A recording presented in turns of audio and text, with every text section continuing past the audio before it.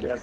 Ceann Comhairle I raised this evening in this chamber as a deputy who is deeply in touch with rural issues and our rural way of life, and I strongly oppose the Wildlife Amendment Bill 2010 as proposed here by the Minister. Indeed, some of his amendments have added to the complexity. It will be a lawyer's paradise.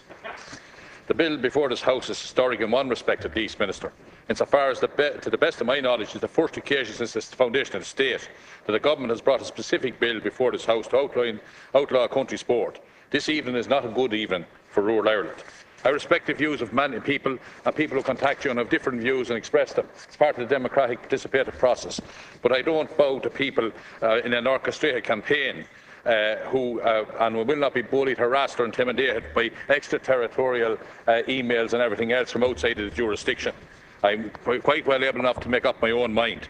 This is a misguided bill in any event, and if there's a welfare issue, which Deputy Higgins says clearly there's not, because of the detailed supervision of the ward hunt arising from the licensing regime that was put in place by my colleague Michael D. Higgins, and that was our policy at that time and remains our policy, and we won't allow the Greens or any small little segment of a party to misrepresent our policy either here or anywhere else. And name-calling, Minister, which is what you have to do, and vulgar abuse when you're on the losing side. We don't call anybody Father Ted, but we could call an odd person Father Jack in any event. But I tell you one thing, so no welfare issues arise, but then it's clear that any such issue could be addressed in the licensing conditions. No, Minister. Nothing like this arises, and it's clear from an interview I heard you given last week in radio that when you suffered a defeat in the High Court, which was brought in February 2008 judicial review, and the people are entitled, and if they feel aggrieved by any matter, to bring it. That's why the courts are there. And I laud that, the openness of the court to deal with issues. Basically, you said you hadn't gone away, and they determined that the licensing conditions that you had imposed were crazy in any event. And you're back with this blunt legislative instrument, which illustrates a vengeful streak, Minister. That's what this is. When you did not get your own way in December 2007.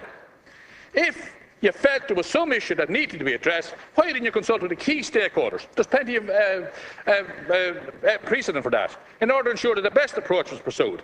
You know, you sent your officials, Minister, and I heard people say on the radio that you were supposed to talk to them, and I understand you didn't. Now, Minister, you can say whether you did or not yourself.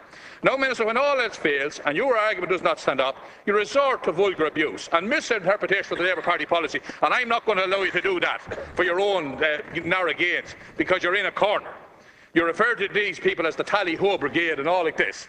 Well, Minister, many people involved in hunting or those type of country pursuits are like myself.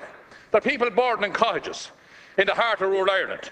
No land, no horses, no hounds, no silver spoons. Just a graft for country sports and the rural way of life. As young people, we hunted rabbits in order to secure food and indeed sell same. 2 shillings on skin, half a crown skin. That's what we had to do, Minister. We hunted foxes because of the damage they did to farmers, and raiding pen houses across the country, picking and killing lambs. Indeed, Minister, this was lauded and actively encouraged by the county committees of agriculture when you got a half crown for the fox's tail that you brought in. That was another way we had to raise income. So you know nothing about rural Ireland, you know nothing about the rural area life. This is a serious issue in rural areas, and the real target of the people promoting this bill is not the ward union, but other countryside activities and pursuits. And Minister, look at your own welfare policy. The Green Party does not promote or support live exports of animals.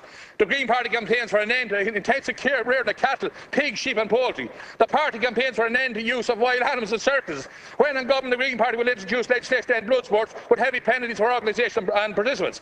The party does not support or promote traditional zoos in the longer term and will continue to work towards a complete reformation. Minister, do you want to get rid of us altogether? Take our blood and get rid of us altogether. And I'd say one thing to you, that this legislation will hang around your neck and for a long time to come. And I tell you one thing, rural people will not forget, because this is the thin edge of the wedge. I heard people saying, who are representing you, that the course and proposals that was implemented by that Minister, there were excellent proposals, but you want to get rid of that as well. You aren't satisfied with that.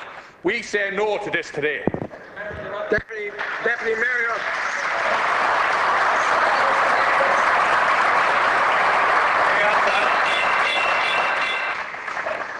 I'm sorry if the gallery continues to clap like that, we'll have to ask you to be removed from your positions. I'm sorry.